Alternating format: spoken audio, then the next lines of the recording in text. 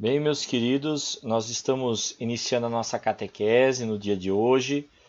Estamos iniciando esta caminhada de 10 encontros aqui na nossa paróquia, para que vocês possam conhecer um pouco mais sobre a doutrina cristã, sobre aquilo que faz parte da nossa vida religiosa, daquilo que nós temos como prioridade, né? A nossa caminhada espiritual. E eu gostaria nesse dia de falar com vocês a respeito da vivência espiritual, daquilo que nós temos como importante dentro do universo espiritual da igreja, para que a gente possa, com isso, conhecer a doutrina durante esses 10 encontros e falar sobre os preceitos fundamentais da fé cristã. Tá? Bom, o nosso primeiro encontro de hoje, esse encontro que vocês estão, além de ser um momento de nós conhecermos um pouquinho uns aos outros, é o momento de nós falarmos sobre o fundamento da nossa doutrina cristã. O que é o fundamento? Qual o fundamento? Aonde está pautada a nossa doutrina? O nosso conhecimento cristão teológico nos diz que ela está alicerçada em duas fontes, basicamente. Existe uma terceira fonte, mas as fontes principais são duas, que são as Sagradas Escrituras e a Santa Tradição. Uma terceira fonte é o magistério da Igreja. O que seriam essas três fontes, vamos dizer assim, da doutrina cristã, da nossa fé? A Sagrada Escritura é a palavra de Deus por excelência, é um livro divinamente inspirado, útil para correção, para nos mostrar o caminho da perfeição, nos mostrar o caminho da santidade, nos mostrar o caminho da evolução espiritual. Sagradas Escrituras, ela é um compilado de livros, por isso que nós chamamos de Bíblia. O que é Bíblia? Bíblia é um conjunto de livros, né? Biblios é livros, biblos, e Bíblia é o conjunto desses livros. Na nossa Bíblia Católica, nós temos 72 livros, em algumas traduções 73 livros. Na Bíblia Evangélica, 66. Existe uma diferença entre o cânone. O que é o cânone? A lista dos livros que são considerados divinamente inspirados. Existe uma diferença entre o cânone católico e o cânone protestante. O cânone católico, ele traz alguns livros a mais, justamente porque está vinculado ao cânon de Alexandria, que foi feito em 70 depois de Cristo. Foi feito pelos rabinos da sinagoga em 70 depois de Cristo. O cânon anterior, o cânon antes da diáspora judaica, não incluía os livros do Antigo Testamento que foram escritos em grego. Tá? Só incluía os livros considerados inspirados, somente aqueles livros que tinham sido escritos em hebraico e alguns textos em aramaico. Tá? As línguas da Bíblia são essas, na verdade: hebraico, aramaico e grego. Né? Duas línguas semíticas, né? Hebraico, aramaico, que é uma língua siríaca, muito utilizada no tempo de Jesus como língua falada, e a língua grega, que foi a língua usual do Novo Testamento. O Novo Testamento, basicamente, todo ele foi escrito em grego.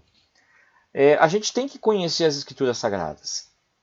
Por quê? Porque a Escritura Sagrada, ela é a base do nosso ensinamento cristão.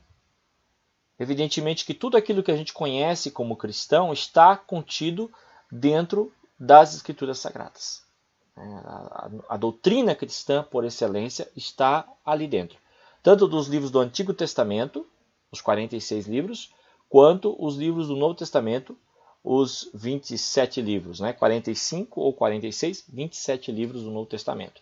Estes livros, eles trazem toda a substância daquilo que nós acreditamos como cristão, muitas coisas. Evidentemente que existem coisas que são relacionadas a uma herança da tradição hebraica, da sinagoga, do templo hebraico, e isso não veio no cristianismo como vamos dizer assim, uma obrigatoriedade. Tá?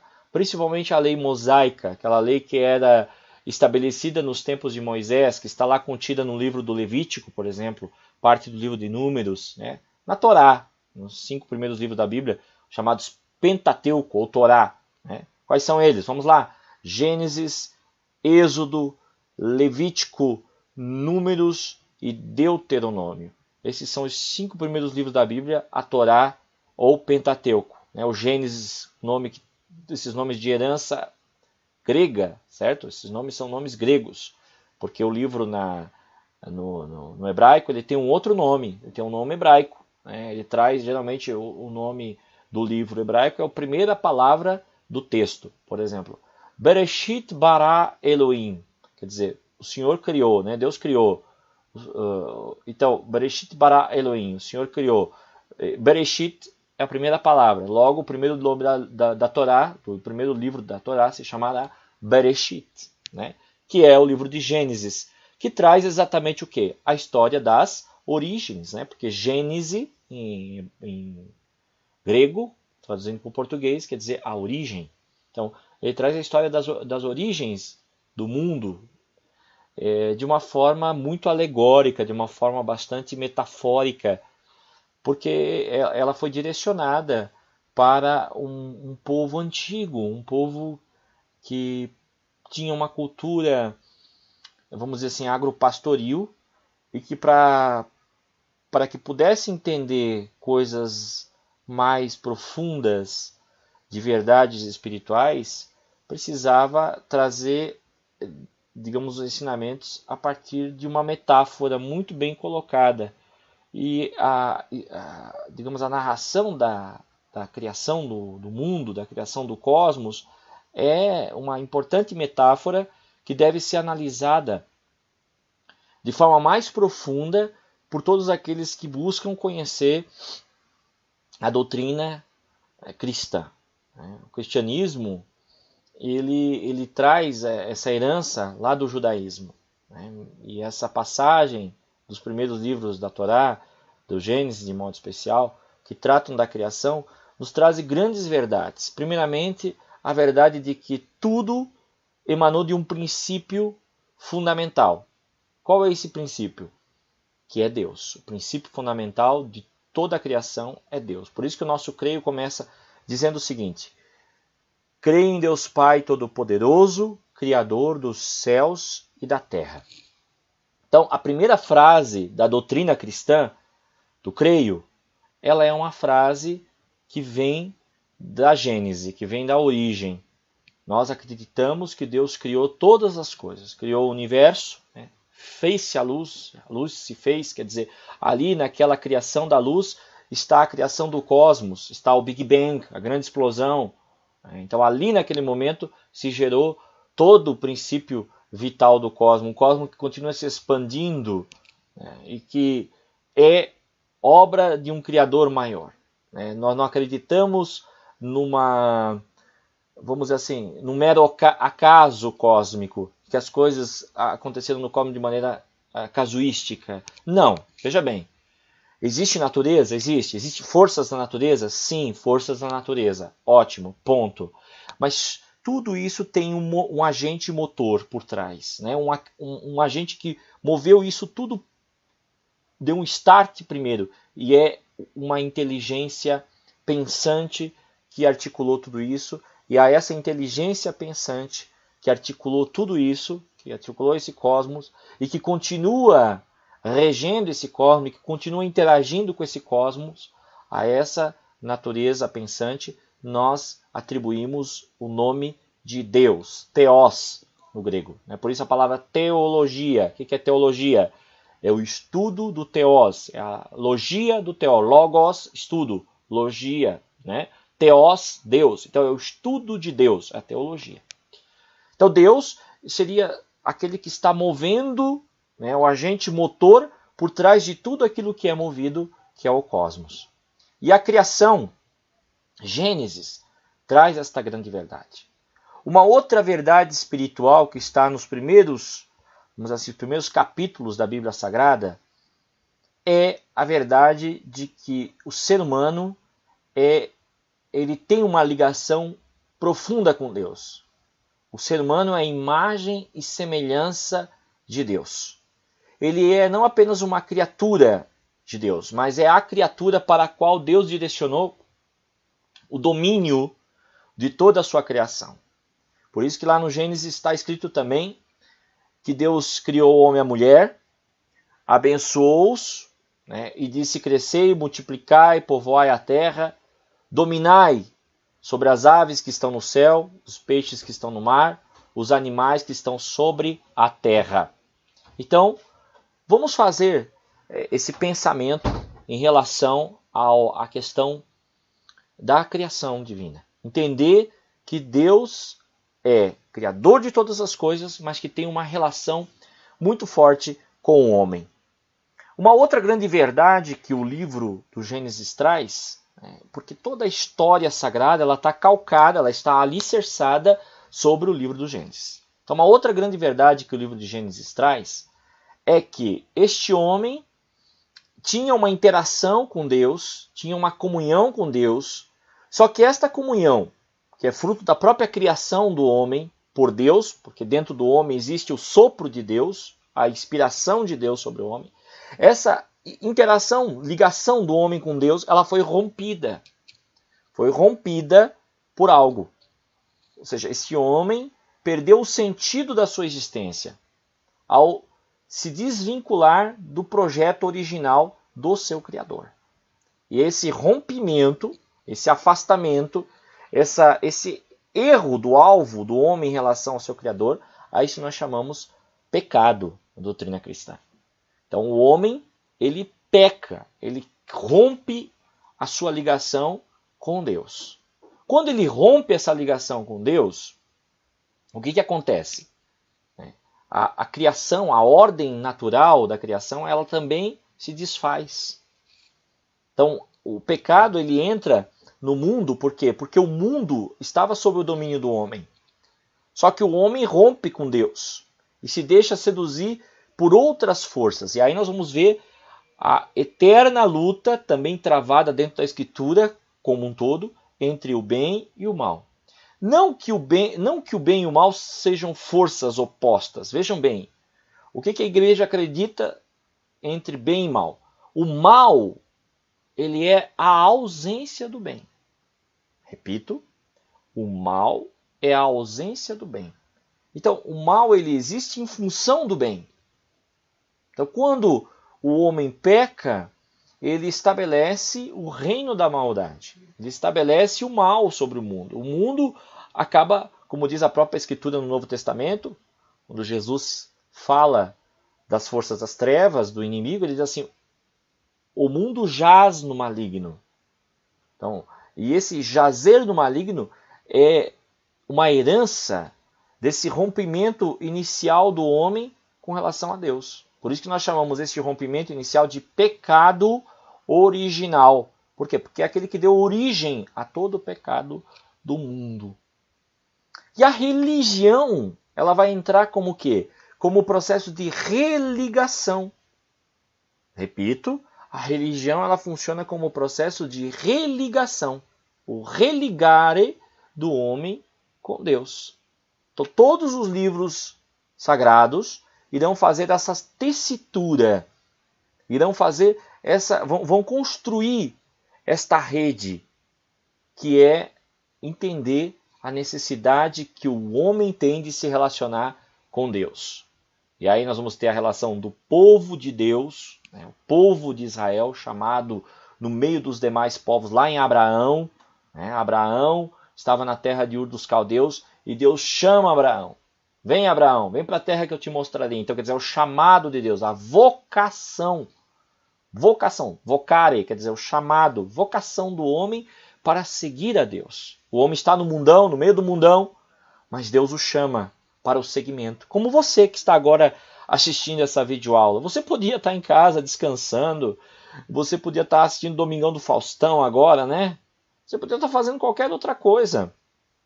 Mas você veio hoje a essa catequese, você veio escutar um pouco da palavra e veio conhecer um pouco mais daquilo que nós denominamos doutrina cristã, para que você possa fazer uma caminhada que vai te vincular aos sacramentos.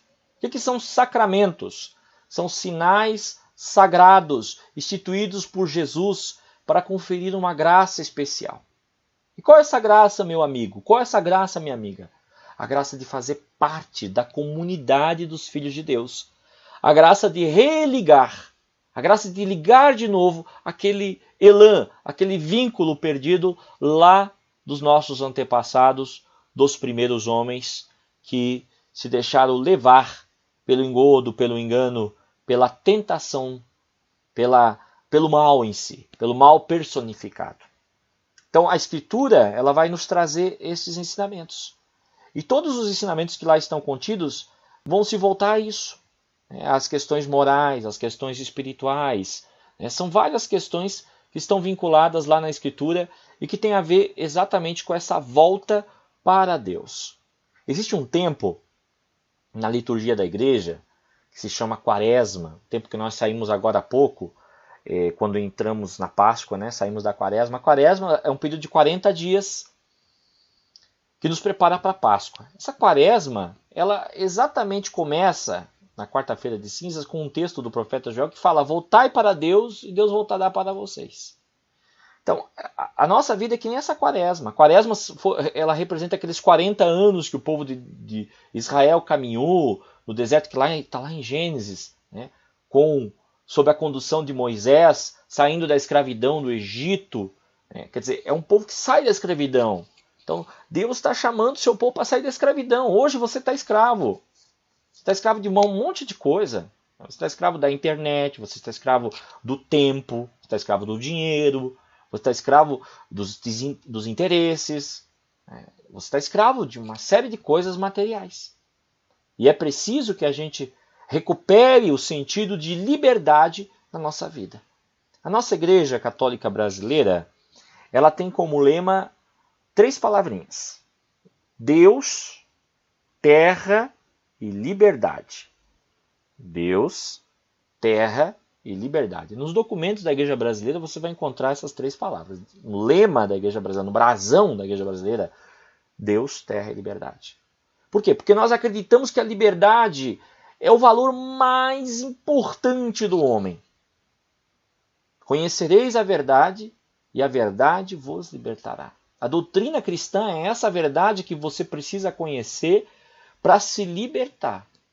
Para se libertar do pecado, para se libertar daquilo que te oprime, para se libertar da angústia, da incerteza do amanhã, porque a doutrina cristã nos traz muitas coisas importantes sobre o nosso amanhã.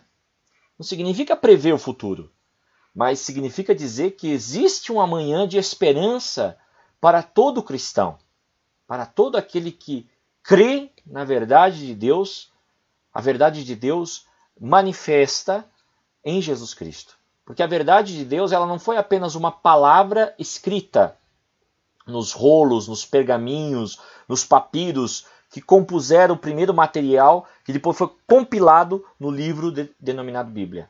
A Bíblia ela é apenas uma parte da verdade de Deus. Por isso que a gente falou lá no começo do nosso papo de hoje que existem 3 fontes de fé. Esqueceu? Então vou recordar. Bíblia, Escritura Sagrada ou Bíblia, Santa Tradição e Magistério da Igreja. A Santa Tradição, ela se refere a toda a tradição oral que está por detrás da Escritura Sagrada. Tudo aquilo que não está escrito na Bíblia, mas que tem a ver com aquilo que a Bíblia ensina. Muitos há que simplesmente excluem a importância da tradição oral. Mas o cristianismo, por excelência, católico e apostólico, admite como fonte de fé não apenas a Bíblia. Não é só a Escritura, como dizem os protestantes. Não. A Bíblia é uma parte, porque a Bíblia é um compilado. A Bíblia é um compilado. O que é um compilado? É um resumo. A Bíblia é um resumo. A Bíblia é um resumo daquilo que existe de grandioso sobre a verdade de Deus. E a verdade de Deus ela é tão grande que Deus teve que se fazer homem para trazer a sua verdade. Por isso que o livro de São João, no primeiro capítulo, a palavra de Deus, o Novo Testamento já, o Evangelho de João, diz assim: no princípio era o Verbo, e o Verbo estava em Deus, e o Verbo era Deus. O Verbo quer dizer a palavra. Aí lá no versículo 14 diz assim, o verbo se fez carne e habitou entre nós. É uma doutrina importante da nossa fé que se chama encarnação do verbo. E que nós rezamos também toda vez que nós falamos, que nós proferimos o creio. Nós não dizemos, creio em Deus Pai Todo-Poderoso, Criador do céu e da terra, que nós já falamos por quê, e em Jesus Cristo, seu único Filho, nosso Senhor, que foi concebido pelo poder do Espírito Santo, nasceu da Virgem Maria. Então aí, vejam bem, Pai e o Filho. Jesus Cristo, o Filho é o verbo que se fez carne. Então essa encarnação do verbo, ela está prefaciada não apenas na Escritura. Quando nós temos lá o testemunho daqueles sábios lá do Oriente que vieram, das terras do Oriente, são pessoas de todos os povos, são gentios, são pessoas que não tinham a Torá, a Escritura hebraica como seus ensinamentos. Mas o que eles vieram fazer então diante de Jesus? Eles conheciam a verdade de Deus. E essa verdade é uma verdade que está esculpida desde o início dos tempos, em todas as tradições religiosas. Jesus, ele traz para si muitas tradições religiosas antigas.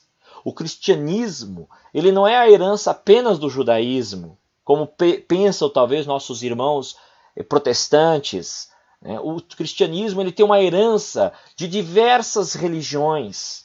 Religiões que nós chamamos às vezes até pagãs, mas que não são chamadas. Pagão é um nome muito genérico. Existem tradições espirituais dentro da fé de outros povos que não são pagãs, que não são idolátricas de vários deuses, mas que têm a ver com um princípio cósmico que rege todas as coisas. E nós acreditamos que existe uma tradição espiritual muito forte na humanidade, que talvez até nos tempos de hoje, em decorrência do relativismo da sociedade, tenha se perdido. Uma tradição que nós chamamos tradição esotérica, tradição mística do cristianismo, que é a tradição oral, que é a santa tradição que nós acreditamos dentro da nossa fé cristã. E que nos advém, tem documentos, lógico, a tradição oral tem documentos, tem outros documentos, mas o principal da tradição oral é que ela é isso, ela é oral, ela é transmitida ao longo dos séculos por aqueles cuja verdade de Deus tem sido revelada. Porque nós acreditamos que a verdade de Deus ela é dinâmica, ela não é estática. Por isso que a gente não pode pensar na verdade de Deus como algo compartimentado. A verdade de Deus é muito maior do que a mente do homem. A nossa mente ela tem um poder extraordinário. A gente sabe que as pessoas chamadas gênios na humanidade, que usaram a mente, usaram 23% da sua capacidade mental, quando muito. Então o homem tem uma capacidade mental que tem condições de mover, como diz a palavra mesmo, céus e terras. Mas nós não conhecemos essa capacidade mental, nós não sabemos usar essa capacidade mental. E esse talvez seja o grande problema, o grande dilema da humanidade, que nós não evoluímos para a compreensão do que é o nosso cérebro, o que é esta máquina maravilhosa que o Criador nos dotou. Entretanto, essa questão da mente humana, da tradição espiritual, ela continua existindo. Nós temos a verdade de Deus que pode ser revelada para nós, e que nós chamamos tradição oral. E além disso, essa tradição oral ela é confirmada dentro dos ensinamentos da igreja. A igreja é a nossa mãe. A igreja é onde estão colocados todos aqueles ensinamentos para quê? Para que haja uma convergência. E aquela convergência vai se tornar a doutrina, para alimentar os fiéis, para dar aos fiéis o alimento espiritual da palavra e os fiéis poderem continuar conduzindo a sua vida. E quem são esses que vão alimentar os fiéis com a palavra? São aqueles que foram ordenados por Deus para levar adiante a missão. Lá na igreja primitiva, Jesus escolheu os 12, os 12 apóstolos do Senhor Jesus Cristo. E esses apóstolos, eles transmitiram a sua sucessão, pela imposição de mãos, aos bispos. E os bispos foram transmitindo essa sucessão durante todos os séculos, né? E essa é a herança do cristianismo, né? A sucessão apostólica, aquilo que vem como herança de Jesus para os seus apóstolos e os sucessores dos apóstolos, que são os bispos. E os bispos transmitiram esses ministérios para outros ministros inferiores, que são os presbíteros, como eu, no caso, sou um presbítero, um sacerdote, um padre, aquele que pode consagrar o pão e o vinho no altar do Senhor, e um diácono, que é aquele que é o servo, o servidor, que pode pregar a palavra, né, que pode levar a Eucaristia, mas que não pode consagrar a Eucaristia. Então aqui esse magistério da igreja, representado pelos bispos, pelo concílio. O que é o concílio? É a reunião de todos os bispos, digamos assim, o órgão, o organismo dotado de autoridade suficiente para fazer com que as verdades de fé elas permaneçam como alimento espiritual para nós, né? E quais são as verdades de fé, afinal, que devem ser publicadas e levadas adiante? Porque ao longo de toda a história do cristianismo, gente, é uma verdade que eu te digo nesse momento, é que a doutrina ela sempre foi escolhida, né? Ela foi escolhida por algum grupo de pessoas, né? Então, a doutrina ela é escolhida, né? Agora, a gente tem que ter a clareza de estar sempre buscando a verdade. A Escritura ela é muito útil no sentido de nos dar a verdade de Deus como ensinamento. E eu quero te dar aqui nesse momento uma pequena passagem da Escritura para que você reflita sobre isso. Veja bem, a Escritura na carta de Timóteo, na segunda carta de Timóteo, ela traz um ensinamento muito interessante que deve ser por nós aprendido, conhecido e vivido. Que diz o seguinte, na segunda carta de Timóteo, capítulo 3, versículo 14. Tu, porém, permanece firme naquilo que aprendeste e aceitaste como certo. Tu sabes de quem o aprendeste. Desde a infância conheces as sagradas letras. Elas têm o poder de comunicar-te a sabedoria que conduz à salvação pela fé em Cristo Jesus. Toda a Escritura é inspirada por Deus e útil para instruir, para refutar, para corrigir, para educar na justiça, a fim de que o homem de Deus seja perfeito, qualificado para toda boa obra. 2 Timóteo, capítulo 3, versículo 14 a 17. Então é importante que nós busquemos na Bíblia a fonte para a nossa fé, para a nossa doutrina, para os nossos ensinamentos, para que a gente possa viver uma espiritualidade plena. A Escritura ela é a base de tudo, né? E a Escritura, nós vimos ali alguns pontos importantes sobre a Escritura nessa primeira aula, que eu gostaria que você refletisse.